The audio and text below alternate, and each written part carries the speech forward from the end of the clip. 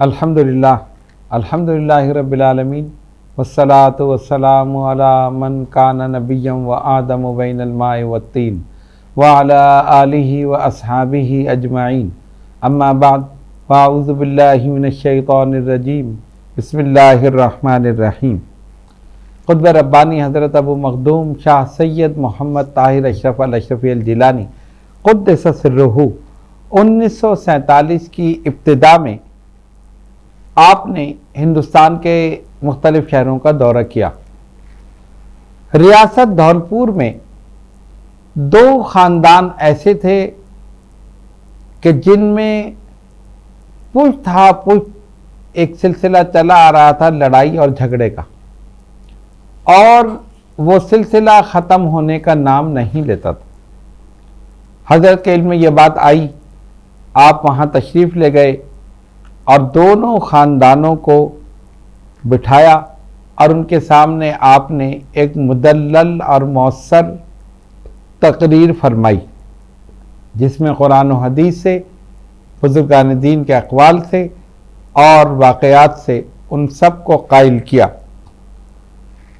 نتیجہ یہ ہوا کہ جب تقریر ختم ہوئی تو وہ دونوں خاندان، ان کے افراد آپس میں نہ صرف یہ کہ بغلگیر ہوئے، ایک دوسرے سے معافی مانگی اور ہمیشہ کے لیے محبت و اخوت کا پیکر بن گئے۔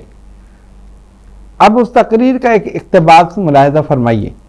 حضرت قطب ربانی نے فرمایا، لڑائی، جھگڑا، فساد اور خون خرابہ جس کسی نے بھی اس کو اپنا مشغلہ بنایا، اللہ تعالیٰ کا غضب اور اللہ کی لعنت اس پر ہوگی، وہ دنیا میں ذلیل و خوار ہوگا۔ ایسے لوگوں کے لیے رحمت و برکت کے دروازے بند کر دیے جاتے ہیں۔ پھر فرمایا، یاد رکھو، لڑائی اور فساد کرنے والے کسی کا کچھ نہیں بگاڑتے بلکہ سب کچھ اپنا ہی بگاڑتے ہیں اور اپنا ہی نقصان کرتے ہیں۔ وہ ذلیل ہوتے ہیں، وہ خوف زدہ رہتے ہیں اور ذلت بڑھتے بڑھتے اس مقام تک پہنچ جاتی ہے کہ جہاں وہ بالکل تنہا رہ جاتے ہیں اور دنیا میں ذلیل و رسوا ہو جاتے ہیں۔ پھر فرمایا کہ اس سے بچنا بہتر ہے۔ اس کے برعکس جو اخوت، محبت، بھائی چارے کو پروان چڑھاتے ہیں، ایک دوسرے سے محبت کرتے ہیں، اللہ تبارک و تعالیٰ کی رحمت اور برکت انہیں حاصل ہوتی۔ آپ نے ایک مؤثر خطاب جب فرمایا تو وہی لوگ جو آپس میں دست و گریباں تھے، ایک دوسرے کے مخالف تھے، نفرت کرتے تھے، دلوں میں عداوت رکھتے تھے، آپ کے اس مؤثر خطاب کی وجہ سے پھر وہی آپس میں شیر و شکر ہو گئے۔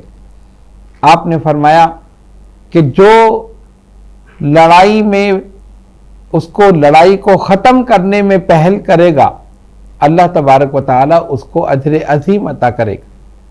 آپ جانتے ہیں نبی پاک علیہ الصلوۃ والسلام نے فرمایا، سل من قطعک، جو تجھ سے تعلق توڑے تو اسے جوڑ۔ حضرت قطب ربانی نے ان دو قبیلوں کو، دو خاندانوں کو اس طرح ملایا اور اس طرح جوڑ دیا کہ پھر وہ ہمیشہ کے لیے شیر و شکر ہو گئے، ایک دوسرے سے محبت کرنے لگے اور ایک دوسرے کے ساتھ شادی بیاہ، تقریبات، دیگر چیزیں شروع ہو گئی۔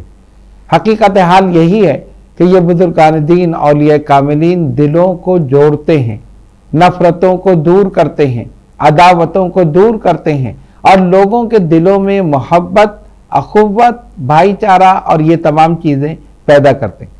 ان کی زبان میں یہ اثر ہوتا ہے کہ بڑے بڑے لوگ، آپ دیکھتے ہیں نا کہ بعض قبائل ایسے ہیں کہ جو جھکنا اپنی توہین سمجھتے ہیں کہ ہم کیوں اس کے سامنے جھکیں، ہم کیوں معافی مانگیں، ہم نے کون سی غلطی کی۔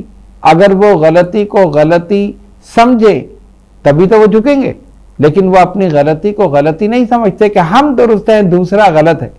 تو جو دوسرے کو غلط سمجھے گا وہ کبھی اس کے سامنے جھک کر معافی نہیں مانگے گا۔ لیکن حضرت کی زبان میں یہ اثر تھا کہ جب آپ نے خطاب فرمایا، ایک ایک لفظ ان کے دلوں پر اثر کر گیا اور نتیجہ یہ نکلا کہ اسی وقت کھڑے ہو کر آپس میں بغلگیر ہو گئے۔